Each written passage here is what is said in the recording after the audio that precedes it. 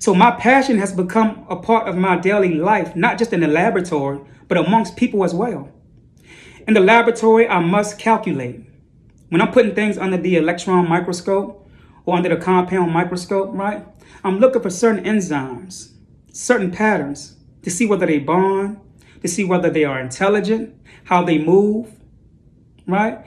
And this is the same thing that applies to how I analyze people now that I've been inside of this passion for so long. But when I changed my way of eating, it done something to my brain. It made me want to become better, not better than as far as my arrogance to the people that's around me. I'm not saying that I'm better than you because I do this. I'm saying that my betterness has come through my evolutionary process of principles within myself, which now has allowed fate to give me what I need on my journey to be able to see the people amongst me. If we got to watch what we eat, then isn't it also important that we watch how we think? And that was a very great question, even though I've been resonating within this dimension of thought for a while now, for a long time, for years. But you can't eat clean and think dirty. But how is it if you eat clean, then you should think clean automatically? But that's not so. Because if you eat clean and you are amongst people whose energy is negative, then you are eating dirty. You're just not eating through the mouth. You are eating through your aura.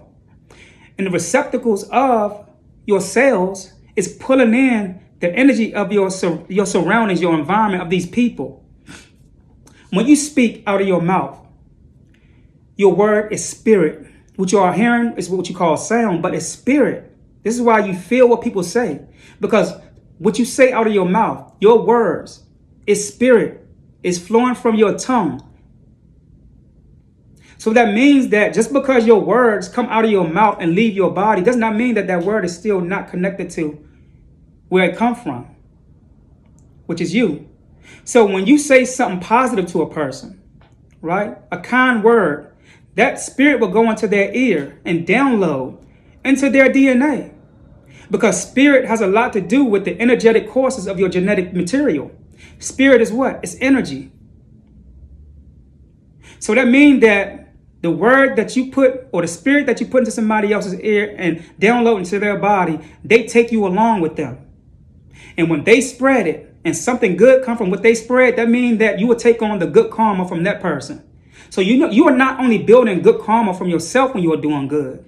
When you build people up and they build people up, that spirit or that word that you put into their body that is building other people up is still attached to your body. So when that good karma is put into their account, it's also placed into yours as well. It's called morphogenetic resonance. A word is a morphic field. Your words that come out your mouth come from your heart. And when it comes from your heart, it comes from the DNA of the blood that is in your heart. But because you can't see it, you don't think that something that is unseen could be DNA.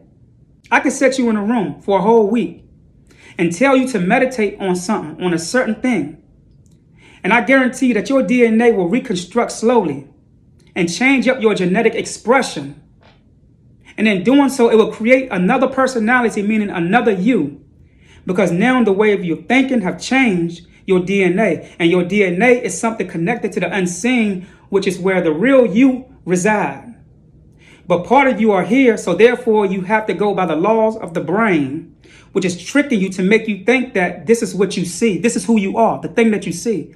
And that's not rightfully so. People, it is time to watch what you are putting here, and it's time to watch what you say out of it. Because what you say out your mouth is still connected to you when they go into other people. This is why even in the Bible, I'm not a Christian, but even in the Bible it says that don't cast your jewels to pigs, because it's going to roll over in mud. It's going to treat it with less respect. What does that mean? This means that when you toss your jewel into somebody's body, right? Something good, but they are negative people and they use it for bad. or they just doing negative stuff anyway. When that negative come back on them, there's a potential that it will fall back on you. It's called energy transfer. Your word is a spirit, which is energy. You transferring yourself into somebody's ear, which is going down into their body. And so it is downloading inside of their genetic expression, that genetic makeup, which is now placing a part of you inside of them. So whatever they do from that point on is going to affect you. And this is why you have to continue to do good and never give up. Because you don't know who you've given your jewels to and how they've carried themselves with those jewels or with a part of you in their body. So when they commit something that is not good, then you are an accessory.